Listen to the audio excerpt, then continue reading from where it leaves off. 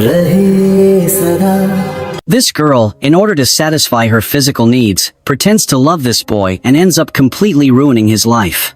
When you reach the end of the story, only one question will arise in your mind: can girls really be like this?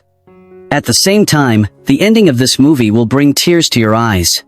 The story of this movie is deeply intertwined with events that could relate to the lives of many of you, my friends. I don't want to spoil the real essence of the movie with too many spoilers, so without further delay, let's get straight into the story. At the beginning of the story, we see many passengers getting off a bus, and among them, we notice a man named Callie. Callie enters a house late at night under the cover of darkness. The next morning, the hero of this movie, Shiva, is introduced. He takes his favorite RA100 bike and heads to the house where Callie had gone the previous night. Shiva arrives and knocks on the door repeatedly. As soon as the door is opened, Shiva begins beating the person who opened it. Shiva tells Callie to hit her and angrily says, "I have been waiting for this day for 3 years." Callie pushes Shiva away and escapes from there. Shiva starts chasing Callie and follows him to a market. Eventually, Shiva catches him and beats him mercilessly, leaving him half dead. The scene then cuts to show Callie being admitted to the hospital. In the hospital, Vishwanath visits Callie and tells him, "I will give you some money so that you can get proper treatment and recover soon. But filing a complaint with the police will not help you." Following this, we see Shiva being taken to the police station for questioning. The police interrogate Shiva, asking why he attacked Callie. Just then, Shiva's father arrives at the police station and says, "If there's any crime registered under my son's name, then show the complaint.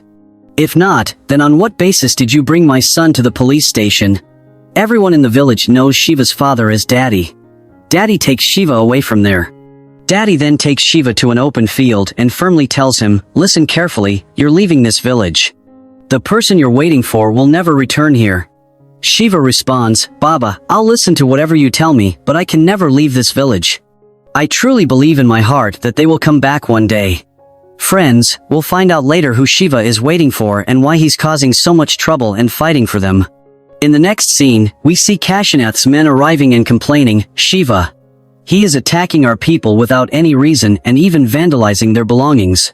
In his anger, he even set fire to Vishwanath's paddy go down. Kashinath, however, advises his men to wait, saying, "If we take action against Shiva too soon, it will harm us. We need to wait for the right time." Later, we see Vishwanath at his paddy go down, which has been destroyed. Daddy arrives there and asks Vishwanath what happened. Vishwanath retorts, "You're acting like you don't know, but you do. You know very well that your son Shiva is responsible for all this." Daddy replies, "Vishwanath, I truly don't know anything about this." The scene then shifts to Shiva, who is in a carefree mood, riding his favorite bike to Vishwanath's house. There, a funeral is taking place, but Shiva doesn't seem to care. He looks around for someone but fails to find the person he is searching for. Days pass as Shiva spends his time in this carefree manner. Shiva comes from a respectable family in the village. However, Daddy is not his biological father. Many years ago, Shiva's parents died in an accident, and since then, Daddy has raised Shiva as his own son.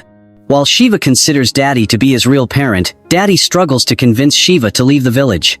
Shiva, however, firmly tells him, "I would give my life for you, but I cannot leave this village." Frustrated, Daddy leaves, and Shiva is left upset, lying on a table. The story then shifts to an incident that occurred 3 years earlier. Here, we are introduced to a girl named Indu, who is Vishwanath's daughter. Indu had returned home from her hostel due to the elections. Indu's father and Shiva's father were very close friends. Shiva's father had helped Vishwanath immensely in winning the elections. Overjoyed, Shiva went to Vishwanath's house to celebrate the victory. It was here that Indu saw Shiva for the first time and developed feelings for him. As the villagers gathered to celebrate Vishwanath's victory, a group of men disguised as villagers attempted to kill Vishwanath. However, Shiva saved both his father and Vishwanath. From then on, whenever Shiva visited Vishwanath's house, Indu tried various ways to get close to him.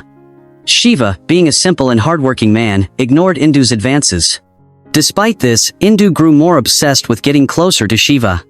One day, she took advantage of the situation, dragged Shiva to her room, and confessed her feelings for him.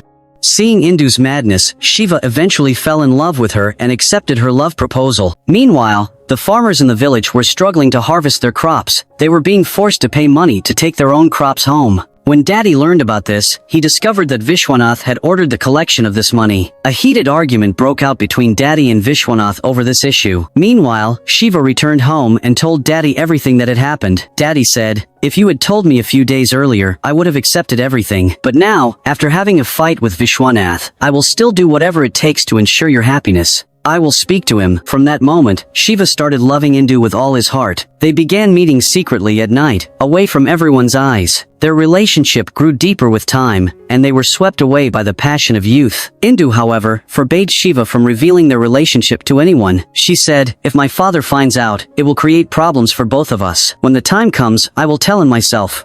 Despite this disagreement, their relationship continued. Whenever the house was empty, Indu would call Shiva over, and he would visit her. Their love eventually crossed all boundaries, and they entered into a physical relationship. For Indu, physical intimacy seemed more significant than love itself. Whenever Indu went out, she made sure Shiva accompanied her. Shiva grew even more attached to Indu, becoming emotionally vulnerable due to their intimacy.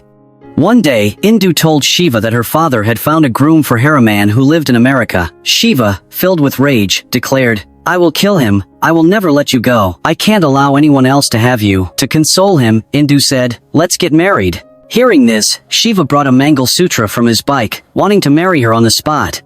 But Indu refused, saying, "I have dreams about my wedding. It should be grand and special. Don't worry, I'll talk to my father about us today." Later that night, as Shiva dropped Indu off at her house, her father saw them together. Shiva returned home and called Daddy, asking him to speak with Indu's father. Shiva begged Daddy to convince Indu's father about their relationship. Unable to refuse his only son's request, Daddy left the house to meet Vishwanath. The next morning, Shiva woke up and realized Daddy hadn't returned home. He tried calling him, but Daddy's phone was unreachable. Shiva called Indu, but her phone was also switched off. Feeling increasingly anxious, Shiva kept trying until Daddy finally answered. Daddy told him he'd met with a minor accident on his way to Indu's house and hadn't been able to speak with her father. Shiva rushed to the hospital to see Daddy, who assured him that he was fine but insisted Shiva go to the fields and manage their work for the day. While in the fields, Shiva received a phone call informing him that Indu's wedding was taking place that very day. Hearing this, Shiva became frantic and rushed to Indu's house. He wanted to take Indu away with him, but her father caught Shiva in the godown and beat him severely. The next morning, when Shiva regained consciousness, he ran to Indu's house. Upon reaching, he learned that Indu had gotten married the previous night and had already left for Hyderabad. He was further told that Indu's flight to America was scheduled for that very day. Devastated by this news, Shiva was overcome with grief. From that day on, Shiva's life spiraled out of control. The once simple boy, who didn't even smoke cigarettes, became an addict. He drowned in his sorrow, consumed by the pain of losing the love of his life. For 3 long years, Shiva lived with the anguish of not being able to make Indu his own. One day, Shiva's wait unexpectedly ended. He received news about Indu's return. Overwhelmed with emotions, Shiva went to her house and sat outside with his favorite RA100 bike. He shouted, "I have been waiting for you for 3 years, and today my wait is finally over. I've come to take you with me." Hearing the commotion, Indu asked Vishwanath to make Shiva leave. However, Shiva firmly declared, "I won't go anywhere without taking the one I love." Angered by this, Vishwanath called the police and lodged a complaint against Shiva. The police arrived and took Shiva away. While Shiva was at the police station, Vishwanath set fire to Shiva's beloved RA100 bike, a bike that had been his loyal companion for 3 years. After severely beating Shiva, the police allowed Daddy to take him home. Before letting Shiva go, they warned him not to create such chaos again. The next morning, Daddy brought Shiva home. However, he noticed that Shiva was not in his room. Shiva had gone to Vishwanath's house, climbed through the window, and entered Indu's room. He tied Indu to the bed and poured out all the emotions he had bottled up over the past 3 years. Shiva angrily asked Indu, "If you really wanted to get married, why did you make me believe that we would be together?" Shiva, overcome by frustration, tried to force Indu to leave with him so they could get married. Indu slapped Shiva and firmly said, "If you truly love me, then my happiness should matter to you as much as your own. You shouldn't try to take away my happiness or humiliate me like this in front of my house." Despite her words, Shiva refused to listen.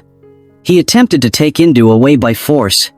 At that moment, Daddy arrived at Vishwanath's house and stopped Shiva. He pulled him away, scolding him for his behavior. Daddy tried reasoning with Shiva, saying, "Indu is married now. She has a husband and a family. You must let her go and move on." But Shiva, still in denial, argued that the marriage was forced. Daddy replied, "Whether it was forced or not, she is now someone else's wife. You have no right to bring her back into your life. Forget her, Shiva." Shiva, however, couldn't accept this. His only belief was that he loved Indu, and he was convinced Indu loved him too. Witnessing Shiva's growing obsession, Daddy decided to take Shiva to another village, hoping the distance would help him forget Indu. But Shiva refused, saying, "I won't leave this village without Indu. If I have to leave, I'll take her with me." Seeing Shiva's madness, Daddy locked him in a room. Shiva's friend, concerned about his condition, asked Daddy, "Why are you doing this to Shiva? He hasn't committed any sin. They both loved each other." Daddy, hearing this, sighed and revealed a truth that shocked Shiva's friend. Daddy said, "Indu never loved Shiva. She only used him to fulfill her physical desires. She played a game of love with him." Shiva's friend, in disbelief, asked, "What are you saying?" Daddy replied, "I'm telling you the truth. Let me explain." A flashback scene was revealed. When Daddy had gone to Vishwanath's house to discuss Shiva and Indu's marriage, Indu was by the window, talking to her father. Unbeknownst to Indu, her father had already discovered her relationship with Shiva. Indu told Vishwanath, "Father, I love someone, and I want to marry him." When Vishwanath asked the boy's name, she replied, "Mahesh."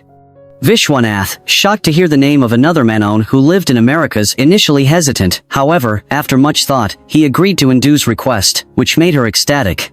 Outside the house, Daddy overheard everything. Heartbroken, he left with Shiva, unable to bring himself to tell Shiva the truth. On the way, Daddy had an accident, and from that moment, he realized why Indu had always avoided letting anyone take photos or reveal their relationship. On her wedding day, Indu was full of joy. She was marrying the man she truly loved. Indu had no remorse for breaking Shiva's heart because, to her, their relationship had always been an act. She pretended to cry in front of Shiva, and he believed her performance to be genuine. All the love, tears, and emotions she showed toward him had been nothing more than a facade. Daddy didn't tell Shiva any of this because he knew it would devastate him further and might lead to an accident. Instead, Daddy tried to convince Shiva to leave the village, hoping he would forget Indu with time. Daddy confided, "I knew everything on the day of the wedding. Indu's father had locked you in the go-down, but I didn't intervene because I knew it would ruin your life further if I did."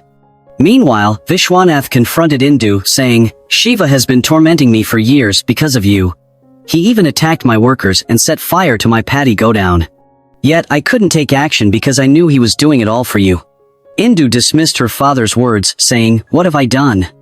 Vishwanath retorted, "You used him and discarded him. You treated him like someone who could be enjoyed and then thrown away when you didn't need him anymore.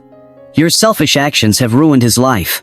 Small mistakes by daughters like you lead to lifelong consequences for their parents." Indu replied defiantly, "You know everything, so why are you still blaming me?" Vishwanath, frustrated, said, "For the sake of my reputation and respect, I had to let you marry Mahesh. I am a helpless father now, and I must clean up the mess you've left behind." Then the scene changes, and we see Vishwanath going to Kashinath to ask for help.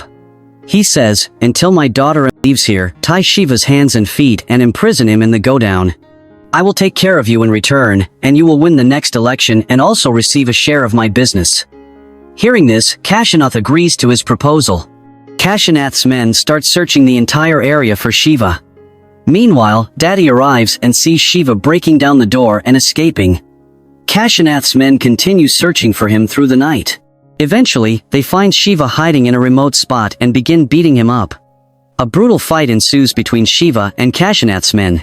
During the fight, a knife is plunged into Shiva's back, but Shiva retaliates and starts taking them down one by one.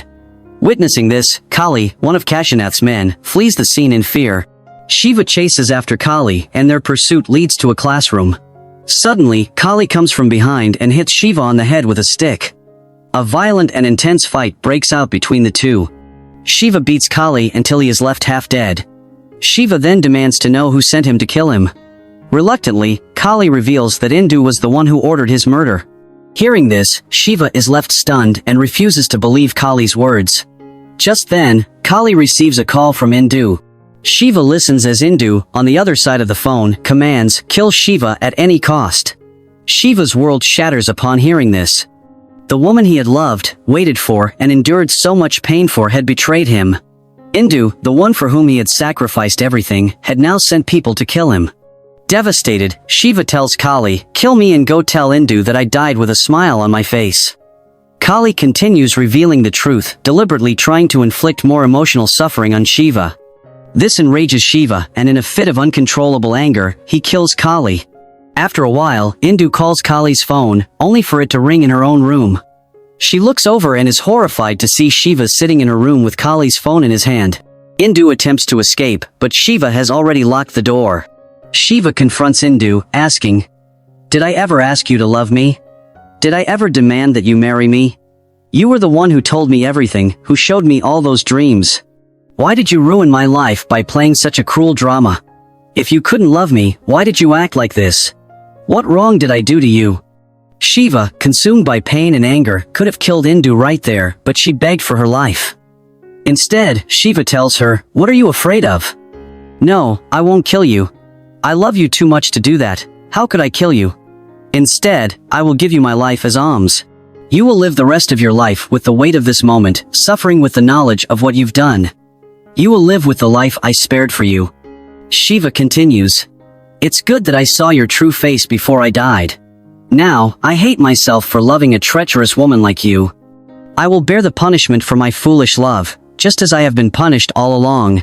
Indu, overwhelmed with guilt, says, "Shiva, forgive me, I've caused you so much pain. But it is too late." After hearing her words, Shiva takes his last breath in her room.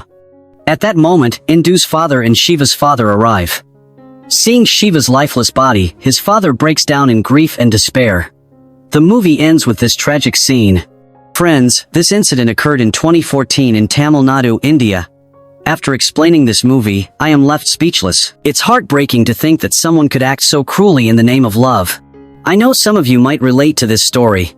If your life matches this narrative, please share your experience in the comments. Thanks for watching this recap. If you enjoyed it, don't forget to comment below and tell me what movie or series you want me to recap next.